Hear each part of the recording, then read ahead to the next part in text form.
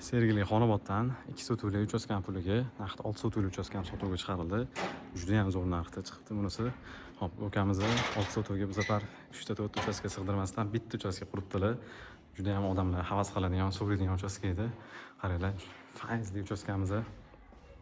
Narxi ham juda ham zo'r. Oxirida aytib o'taman. Bu yoq alohida zeleniy zona, bu yoq qo'y xonasi, asosiy zeleniy zonasi.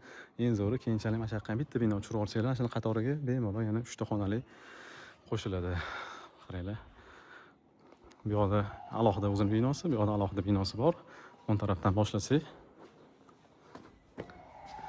Yo'q, mana oshxona qismimiz bo'ladi. Oshxonamiz ham kattagina, 9 konturli kotlovlarni qo'yib beraman deyaptilar. Keyingi xonamizda zal qismimiz bo'ladi. Zalimiz ham mana kattagina, juda ham zo'r yorqin bo'ylardan ishlatilgan. Ishqilib yangi uyda baribir bemalol 20 kishilik stol stul qo'yib qo'ysanglar, menimcha ketaveradi. Katta oilalar uchun ham juda ham zo'r. Mehmon kutadiganlarga ham. Qaranglar, daraxtlarni tayyor turibdi, kesmasdan zo'r qilibdilar o'zi ham. Qo'shni bilan keyinchalik jaluzi qo'rsanglar bo'ldi, yopilib ketadi. Asosiy binoyimizda kirib kelish koridor. O'ng qo'lda mana yana bitta zalimizni o'zinglar uchun xohlasanglar divanni zona qilib qo'ysanglar bo'ladi. Yop-yorug'. Eshiklarni ko'rasiz ham zo'rlarni qo'yganlar. To'g'ri bo'lsa, mana bitta detskiy xonamiz va ikkita yonma-yon detskiy xona bo'ladi. Bitta eshikdan kirib chiqilar ekan. Ikkita farzandli bo'lsa, ikkalovli alohida qilib bersalar bo'ladi yoki bu yerda bitta kitob o'qiydigan, dars qiladigan xona qilib bersalar ham. Mana bu keyingisi spalniyamiz bo'ladi, katta yotoqxonasi. Uning yonida bo'lsa vanna xonamiz, ko'pchilik vanna so'raydi.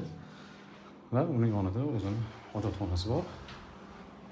Mana hamma narsa uylangan. Hojatxona o'zining oynasi, navodo yana bitta mana havo shu yerda o'zida aylanish uchun qo'yilgan. Bu uyimizga mana qaranglar.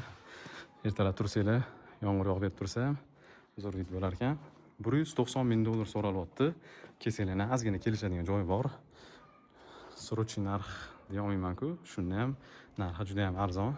6 sotuvga 25 mingdan hisoblasangiz ham sotig'ini Xonobodlarda endi o'rtachasini olma 150 ming dollar pul bo'lar ekan. Bilmadim qanaqa bunaqa proyekt qildilar. Sifat bilan qilingan. Ukamiz o'zi professional quruvchilar. Kelsangiz hamma ma'lumotlarni yana o'zlari tushuntiradilar. Ko'chalarni yana bir ko'rsatib o'tay. Tupik ko'chada joylashgan. Mana bu yoqda mashina g'ir-g'ir o'tirmaydi. Zo'r mahalla. Buni bir qaranglar.